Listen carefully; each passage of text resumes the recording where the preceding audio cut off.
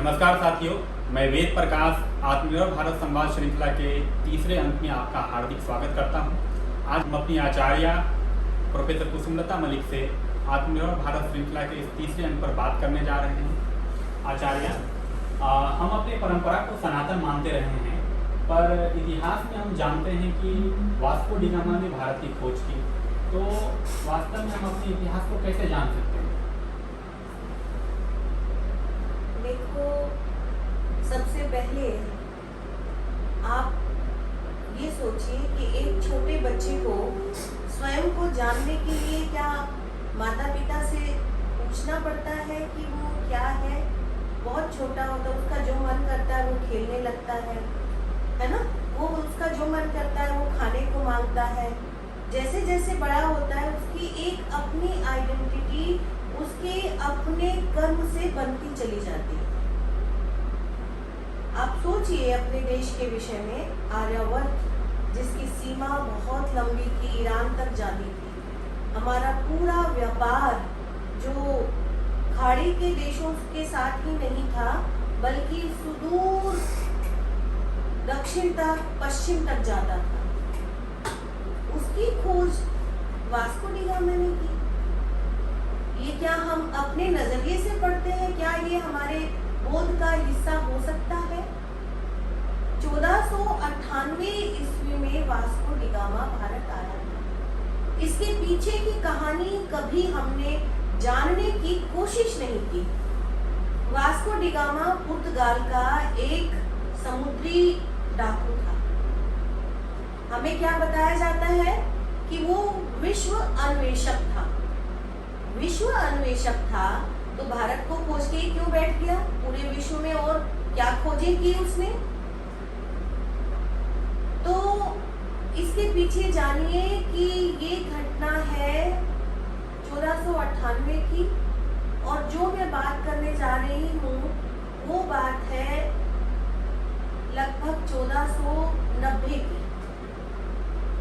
Pope 6 जो पूरे Europe में माना जाता है, सर्वोच्च पद होता है पादरियों में, जिसका आदेश पूरा यूरोप वहन करता है और उसी आदेशानुसार चलता है। तो पोप 6 ने जब देखा कि स्पेन बहुत समृद्ध था और पुर्तगाली, इन दोनों देशों में समृद्धि को लेकर बहुत लड़ाइयाँ होती है। जो लूट का माल लूटा जाता है, किसका कितना हो, कितने जहाज किसने लूटे, इस पर तो यूरोप का पूरा जीवन आधारित था। हमने कभी ये पढ़ा है? नहीं पढ़ा ना, क्योंकि हमें ये पढ़ाया ही नहीं गया। वहाँ कोई फसलें नहीं होती थी। आप जब हम जलवायु की बात करेंगे यूरोप की, तो हम जानेंगे कि यूरोप की जलवायु कैसी है ना। पहला कारण ये वास्को डी गामा का जानिए। तो उसने निर्णय किया कि दो स्पेन के जो है वो दूसरी दिशा में जाएंगे खोजी, और जो पुर्तगाल के हैं वो पूरब की ओर जाएंगे। तो जो पूरब की ओर आया वो वास्को डी गामा था, जो 1498 में यहाँ पहुंचा। और जो दूसरी ओर गया वो कोलंबस था, जिसको हम कहते हैं अमेरिका को उसने खोजा। हाँ, तो पहले अमेरिका की कहानी जान लीजिए। माया सभ्यता के जो रेड इंडियंस थे, कोलंबस ने जब वहां गया कोलंबस, तो उसने देखा कि भाई ये तो बहुत है, इनको मारा जाएगा तभी तो इनका सोना, इनकी चांदी, इनका जवाहरात और इनका सारा संपत्ति जो है उसका अपहरण किया जा सकता है। तो उसने वहां से पहले तो कुछ लोग अपने जो जहाज में लेके गया था डाकुओं को, उनकी मदद से लगभग कुछ सैकड़ों में लोगों को मारा और 7-8 जहाज भर के भेजे अपने स्पेन में। और फिर उसने सिफारिश की कि पूरी आर्मी को भेजा जाए। तो उसकी सहायता आर्मी वहां भेजी गई, और आर्मी की मदद से उन्होंने 10 करोड़ रेड इंडियंस को मारा, जो मूल अमेरिकी थे, जिनकी आज अमेरिका में संख्या बहुत कम है, कुछ हजारों में है मेरे ख्याल से, मुझे पूरा डेटा नहीं मालूम। ठीक है, तो उनको मारा और उनकी जमीनें दिया गया स्पेन द्वारा। और फिर अमेरिका का कैसे कैसे इतिहास बढ़ता आप जानते हो। जो अमेरिका की वर्तमान शक्ल हम देखते हैं वो अमेरिकन नहीं है, उस तरह से मूल निवासी नहीं है ना, वो अंग्रेज है, वो स्पेनिश है, लोग जो बस गए वहां पर पिछली कुछ शताब्दियों के दौरान। इसी प्रकार वास्को डी गामा भारत आया, कालीकट के तट पर पहले वो आता है।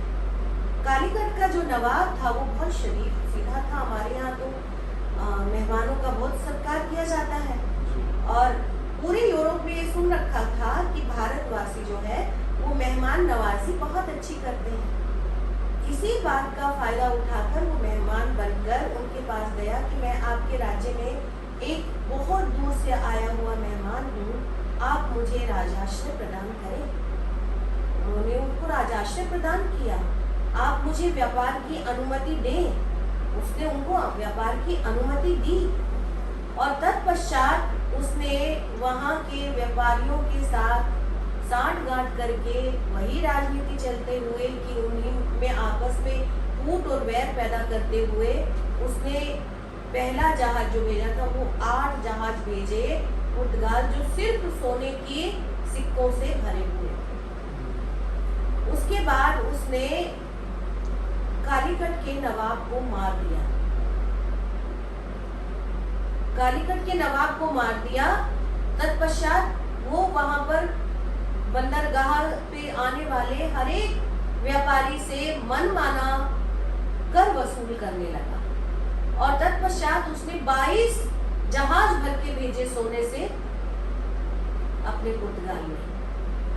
और उसके बाद फिर वो लौट गया जब उसने देखा कि लोग उसके खिलाफ खड़े हो गए, लोगों को अब उसकी साजिश समझ में आ गई है।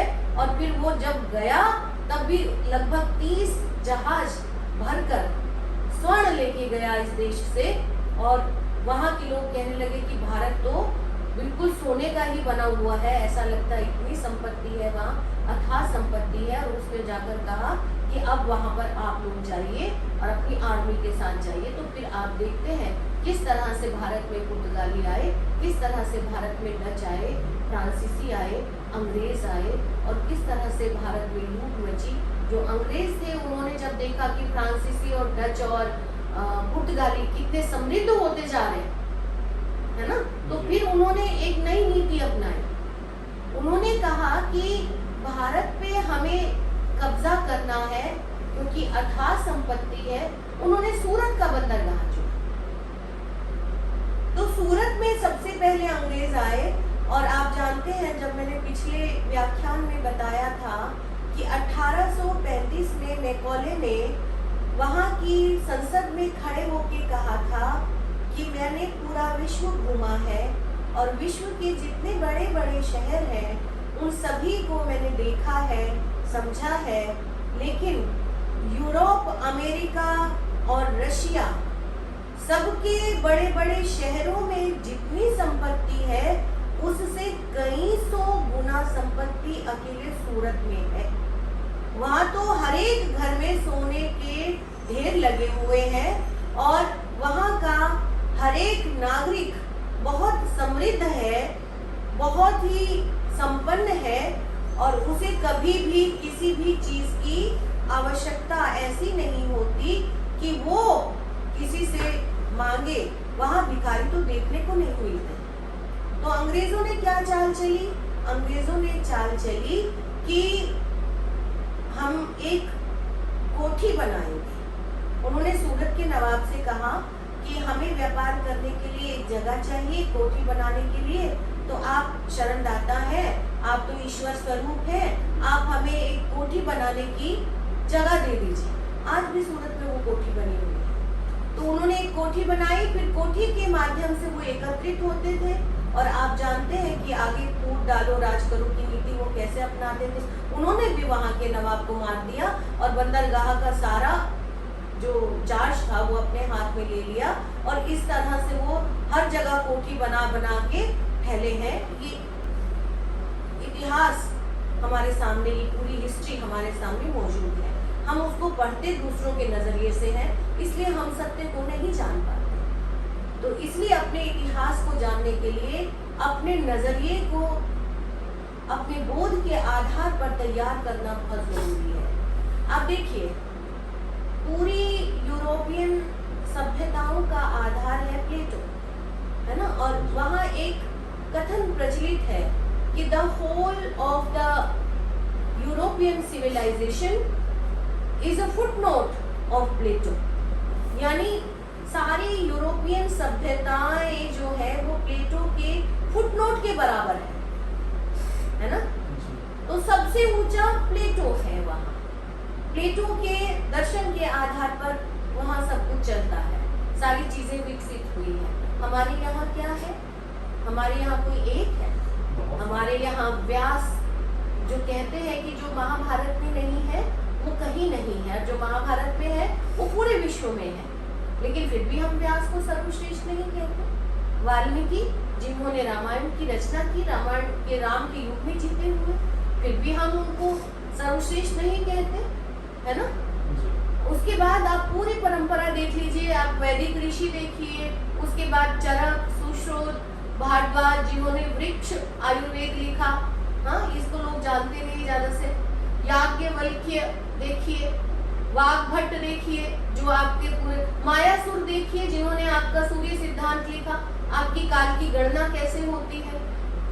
अनगिनत लोग, ऋषि, दृष्टा हमारी पूरी संस्कृति में विद्यमान है, जिन्हें एक एक को आप सर्वश्रेष्ठ कह सकते हैं, लेकिन हम सर्वश्रेष्ठ वाली परंपरा को नहीं मानते। हम हरेक के काम को समाज हित में श्रेयस्कर समझते हैं और वही होकर, इसीलिए हमारे यहाँ उपनिषदों में कोई भी लेखक नहीं मिलता, क्योंकि अपने अपने अनुभव से ऋषि दृष्टाओं ने जो सिद्ध पाया वो उस सुदीर्घ परंपरा में बिना हस्ताक्षर के, क्योंकि मनुष्य क्या है, मिट्टी का पुतला है, उसने तो खत्म हो जाना, लेकिन जो एक लंबा जीवन जिया है 100 साल का या 100 साल में प्लस का, उसका एक लंबा अनुभव है।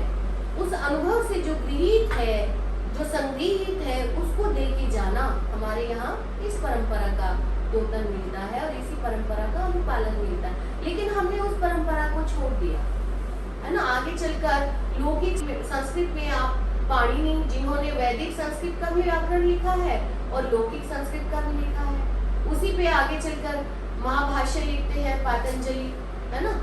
तो फिर पूरी आप देखेंगे नाटककारों की, लेखकों की रचनाएं हमें मिलती हैं, बहुत पूरी परंपरा है जिसमें कालिदास है। फिर आप भरत के नाट्य शास्त्र को देखिए, उसके कितने व्याख्याता आपको मिलते हैं, टीकाकार मिलते हैं, और 11वीं 12वीं शताब्दी तक वो परंपरा आती है, यहाँ तक अभिनव गुप्त तक, जब वो अपने अभिनव भारती 2 भागों में प्रणीत करते हैं, लिखते हैं उसी के आधार पर, है ना।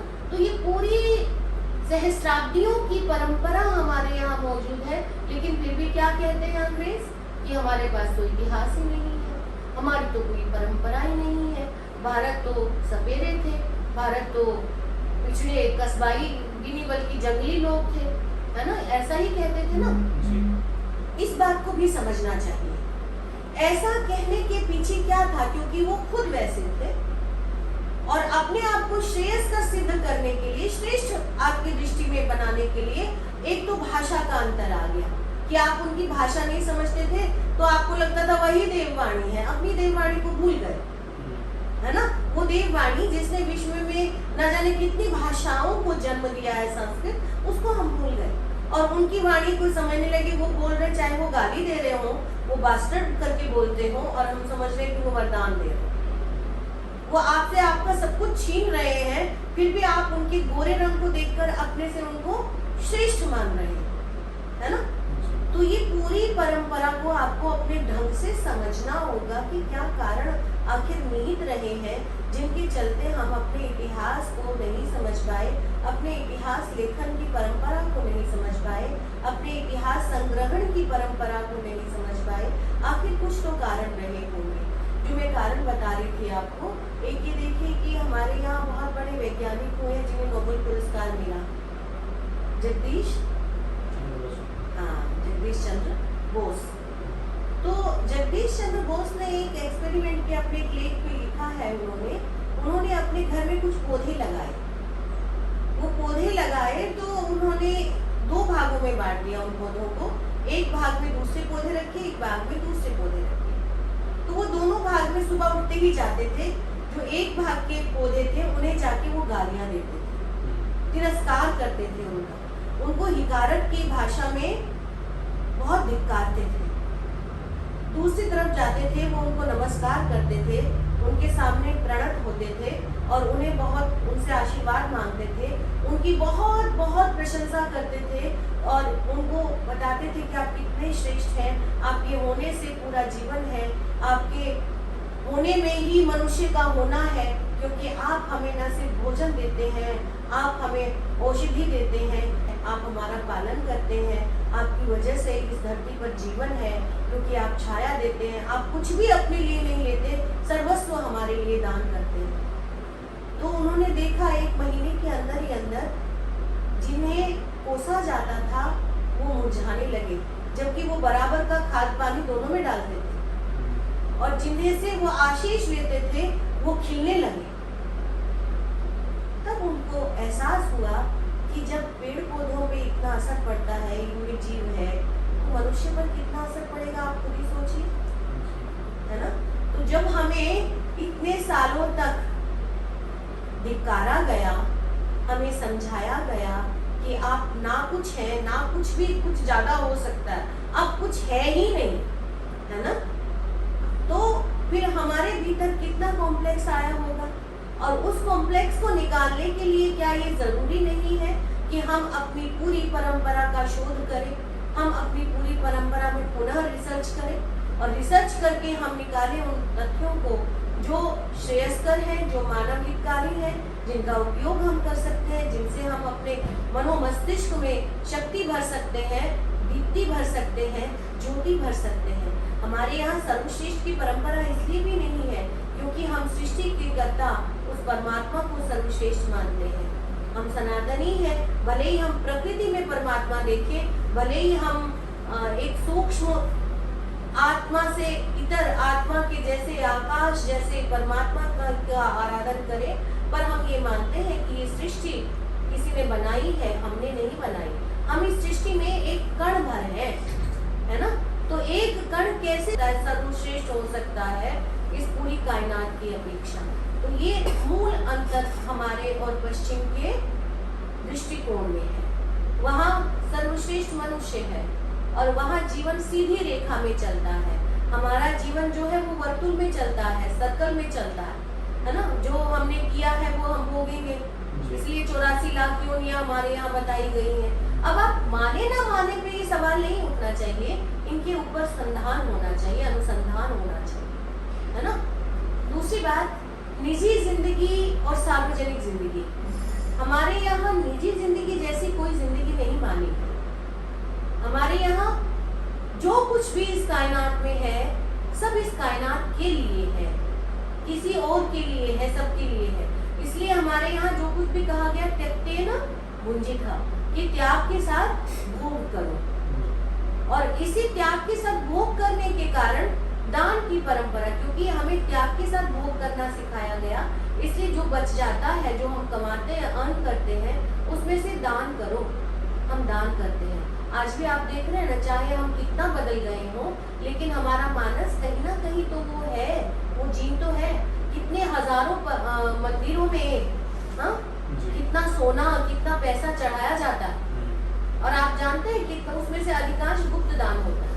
कितनी लंबी परंपरा हमारे गुरुद्वारों की, कितने लोगों को भोजन कराया जाता है, पर आप जानते हैं कौन कौन दान करता है वहाँ? नहीं जानते ना। हजारों हजार लोग दान करते। तो ये परंपरा हमारे जीन में है, हमारे संस्कार में है, लेकिन हम जो है उसका अध्ययन नहीं करते। हम कहते हैं हमारे पास तो कोई विज्ञान ही नहीं है, हमारे पास तो कुछ है ही नहीं, सब कुछ जो है वो कपोल कल्पित है ना। और यूरोप में सब कुछ है, जबकि अब डेमोक्रेसी को लेके बात करें, डेमोक्रेसी 14वीं शताब्दी में यूरोप में ये शब्द आया है, ये परिकल्पना आई है। और कहा जाता है, पॉलिटिकल साइंस के लोग तो ये जानते होंगे अच्छी तरह कि डेमोक्रेसी का उद्भव कहाँ से होता है? डाइनिंग टेबल से होता है। मतलब जो कुछ सार्वजनिक जीवन में जाता है वो निजी जीवन से जाता है, इसलिए वहाँ व्यक्ति महत्वपूर्ण है, हमारे यहाँ मनुष्य महत्वपूर्ण है। मनुष्य एक धर्म है, व्यक्ति एक जीव है खाली, जो अपने लिए जी सकता है। तो हमारे यहाँ तो प्रजातंत्र की बात आपको महाभारत में भी मिलती है और रामायण में भी मिलती है ना। जब एक प्रजा की आवाज होगी, वो राम कहते हैं ना कि मैं प्रजा की आवाज सुन रहा हूँ, और अगर आज मैं प्रजा की इस आवाज को अनसुना करता हूँ तो मैं एक बहुत लंबी परंपरा डाल दूंगा, जिसके चलते आने वाले राजा प्रजा की आवाज को महत्व नहीं देंगे। इसलिए वो एक धोबी की आवाज का भी अनुपालन करते हैं, अपनी पत्नी का त्याग करते हैं। फिर लोग उसको धिक्कारते हैं कि गर्भवती पत्नी थी, उन्होंने त्याग किया, क्योंकि वो उसकी आत्मशक्ति पर विश्वास रखते थे। वो जानते थे जिस स्त्री की आत्मशक्ति से मेरा आत्म बोध सतेज है, दीप्तिमान है, ज्योतिर्मय है, उसकी दुर्गति तो हो ही नहीं सकती, है ना। वो तो अपने लिए आश्रय जरूर करेगी। और फिर दूसरी एक और बात, इसमें अंतर्निहित बात में एक और बताती चलूं कि हमारे यहाँ देखो किसी को भी अलग नहीं माना गया। हम सबके साथ होने में अपनी संस्कृति में देखते हैं ये तत्व कि हम सबके साथ हैं, सबके साथ यूनाइटेड हैं। तभी तो हम कहते हैं ना, ओम विश्वानि देव सवित्र दुरितानि परासुव यद भद्रम तन्न आसुव, कि जो हे सूर्यदेव, जो श्रेयस्कर है, श्रेष्ठ है, वो मुझ में प्रतिष्ठित करो, वो मुझे दो, है ना। सूर्यदेव से मांगते। अगर सूर्यदेव हमसे अलग होते तो हम ऐसी प्रार्थना करते। फिर हम क्या कहते हैं, ओम शांति अंतरिक्षगम। सर्वप्रथम शांति कहाँ स्थापित हो, अंतरिक्ष में, क्योंकि अंतरिक्ष से ही उल्कापात होते हैं, अंतरिक्ष से आंधियां आती हैं उनके, है ना। तो वहाँ शमन होगा, शांतिपूर्ण, सब सामंजस्यपूर्ण होगा, तो हम भी शांत होंगे। शांति वनस्पतयः, इस धरती की समस्त जो वनस्पति है वो शांत हो। शांति रापः, ये जल जो है समस्त पृथ्वी पर 71 से 72% जो है ये शांत हो, क्योंकि इस पर हमारा जीवन आश्रित है। तो हम किसी को अलग नहीं करते, लेकिन पिछले कुछ शताब्दियों से मैं बार बार ये बात कहती हूँ, हम अपने इस संस्कृति से विच्छिन्न हो गए हैं।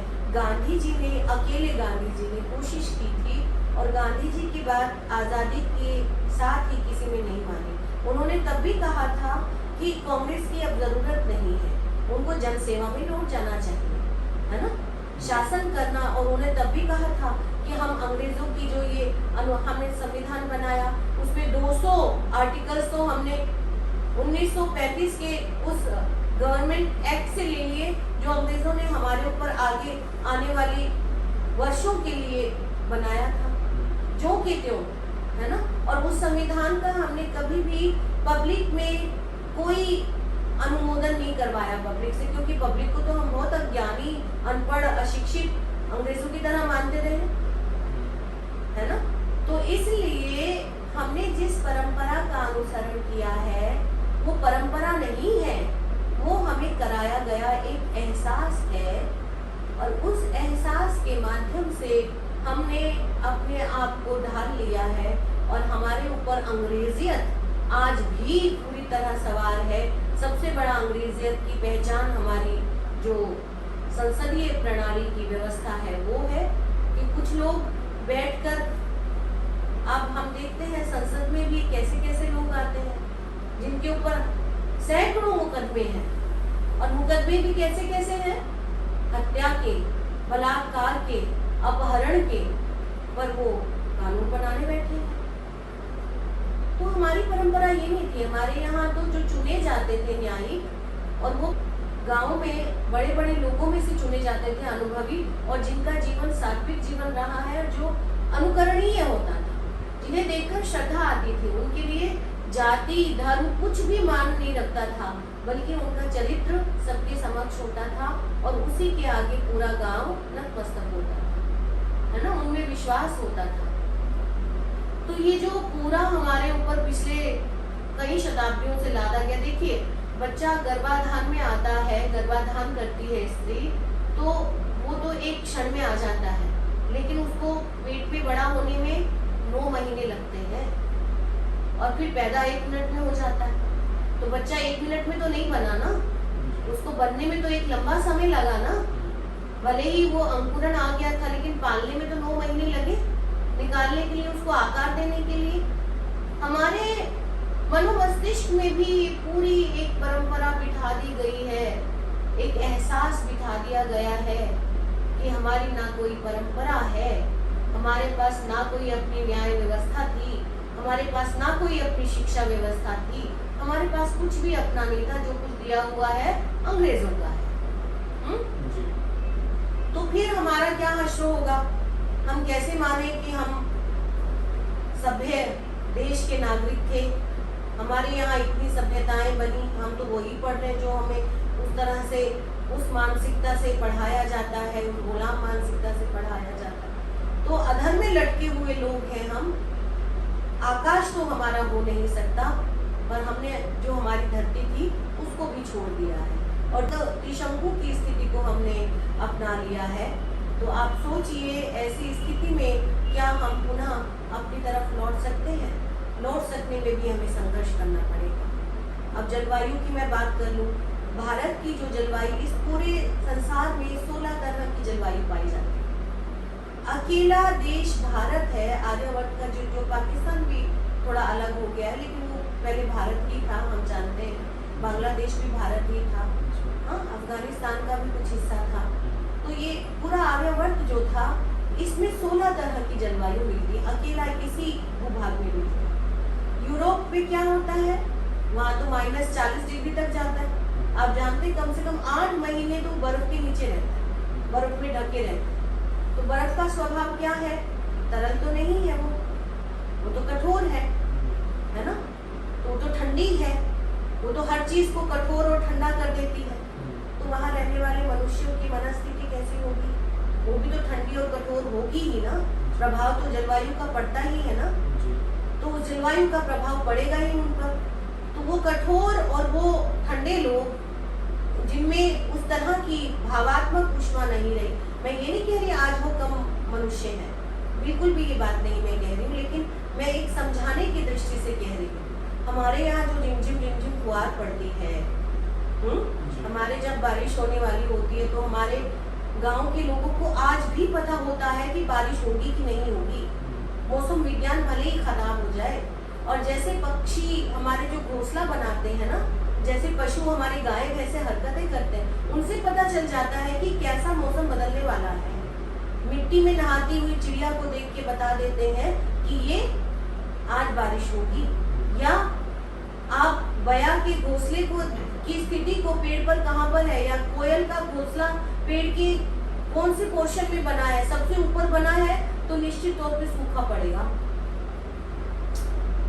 बीच में पड़ा है तो साधारण बारिश होगी, सबसे नीचे बना है तो जोर से बारिश होगी, ताकि पेड़ उसके घोंसले को बचा दे, इससे सबसे नीचे बनाती है। तब कोयल घोंसला, जब बहुत जोर से बारिश होने वाली। बकरियों को देखकर, भेड़ों को देखकर, मछलियों को देखकर, मछलियों की स्थिति को देखकर, आज भी हमारा जो भी विज्ञान था वो मानस में, जनमानस में, लोकाचार में उतरा हुआ था, लोकाचार में उतारा जाता था। यही हमारी शिक्षा प्रणाली थी, यही हमारी शिक्षा थी कि जीवन जीने के लिए है, और जीने के लिए ही सब कुछ है। शिक्षा भी आपकी जीने के लिए है, आपके विज्ञान भी जीने के लिए है, आपकी प्रौद्योगिकी भी जीने के लिए है, वो आपके जीवन का अंग होना चाहिए। आप कुछ भी करिए, कोई भी प्रौद्योगिकी को आप अपनाइए, किसी भी विज्ञान को आप अपनाइए, लेकिन जीवन से उसके तार तो जुड़े हो, जीवन से वो अलग तो ना हो। इसीलिए हमने अपने इतिहास को अपने से अलग काट कर रख दिया है। तो हमारे यहाँ तो सूर्य हमेशा निकलता है ना, हम हमेशा, चाहे कितनी भी बारिश हो, कितना भी कुछ हो, होता है ना। आप देखिए, अगर आपको स्विट्जरलैंड की, आपको डेनमार्क की जलवायु का अनुभव लेना है तो आप जम्मू कश्मीर घुमाइए और देख लीजिए, है ना। और अगर आपको न्यूजीलैंड या ऑस्ट्रेलिया का अनुभव लेना है तो आप चले जाइए नॉर्थ ईस्ट, क्या खूबसूरती है, हाँ। अगर आपको अफ्रीका का अनुभव लेना है तो आप राजस्थान हो आइए। हमारे यहाँ हर तरह की जलवायु है, हर तरह के पेड़ पौधे हैं। हमारी मिट्टी जो वो है ना, बहुत बहुत अच्छी मिट्टी है। अब पश्चिम उत्तर प्रदेश के बारे में तो कहा जाता है कि वहाँ आदमी को भी आधा काट के गाड़ देंगे तो वो भी हरा हो जाएगा। तो इसलिए इतनी उपजाऊ मिट्टी, और वहाँ जहाँ यूरोप में इतनी बर्फ पड़ती है वहाँ की मिट्टी कैसे होगी? बहुत कठोर होगी। उस कठोर मिट्टी को जोतना पशुओं के माध्यम से संभव था ही नहीं, इसीलिए तो वहां पर एक मशीनें बनाई गई, 100 हॉर्स पावर की मशीनें बनाई गई। वहां पर ट्रैक्टर भी 100 हॉर्स पावर की बनाई गई, क्योंकि इतनी कठोर जमीन को तैयार करना बहुत मुश्किल है। तो अब आप समझ सकते हैं कि कौन किसको लूट कर अपनी सभ्यता को बनाने वाला है। वहां पर तो अंधकार युग है, हमारे यहाँ तो कभी अंधकार युग नहीं हुआ। हाँ, हमारे यहाँ तो कितनी विपत्तियां आई, तब भी हम अंधकार में नहीं गए। अपनी परंपरा को जनमानस में, लोकाचार में, लोकमन में जगह मिलती रही, लोकमन उसका अनुपालन करता रहा। तो इसलिए इतिहास को जानने के लिए सर्वप्रथम अपने आप को जानिए, अपने जीवन के माध्यम से अनुभव कीजिए कि जीवन की आवश्यकताएं क्या होती है, जीवन कैसे बनता है, जीवन क्या एकांगिता में बनता है, कि सबके साथ समवेत रूप में बनता है। इस समवेत को समझना, भारतीय संस्कृति को समझना है। इस समवेत का अध्ययन करना, भारतीय परंपरा का अध्ययन करना है। इस समवेत को आत्मसात करना, भारतीय सुदीर्घ इतिहास की परंपरा को आत्मसात करना है। तो इसलिए आप अपनी तरफ लौटिए और आत्मनिर्भर भारत बनाने में अपना योगदान सुनिश्चित कीजिए। हम बहुत यंग देश है, बहुत जवान देश है। और आप एक बात और जान लीजिए कि हमारी वनस्पतियां इस तरह की रही है, इसीलिए हमारी धरती के नीचे बहुत खदानें मिली, बहुत तरह की खनिजें मिली, है ना? बहुत तरह की खनिजें मौजूद है। वहाँ खनिज भी कम है, क्योंकि वहाँ बर्फ ही बर्फ पड़ती है ना? तो मैं समझती हूँ कि अब आप समझ गए होंगे कि इतिहास कैसे पढ़े। जी आचार्य, अभी हम अपने आचार्य प्रोफेसर कुसुमलता मलिक से बात कर रहे थे। उन्होंने हमें बताया कि किस तरीके से हमें इतिहास को जानने के लिए अपने नज़रिए और अपने बोध को जानने की ज़रूरत है। इसी आधार पे हम इतिहास को जान सकते हैं। इसके साथ ही हमने जाना कि हमारे यहाँ केवल सर्वश्रेष्ठ की परंपरा नहीं थी, इस तरह की परंपरा तो पाश्चात्य देशों में थी, बल्कि हमारे देश में हर एक व्यक्ति के योगदान को बराबर माना जाता रहा है। आशा करता हूँ कि आपको आज का यह संवाद पसंद आया होगा। हम अपने आचार्य को अपनी व्यवस्था के बावजूद हमारे लिए समय निकालने के लिए हृदय से आभार प्रकट करते हैं। आपके भी यदि कोई जिज्ञासा हो तो आपसे निवेदन है कि आप अपनी जिज्ञासा को कमेंट बॉक्स में लिखें। हम जल्दी ही अगले विषय के साथ शीघ्र उपस्थित होते हैं। आपका भी हृदय से धन्यवाद और आभार।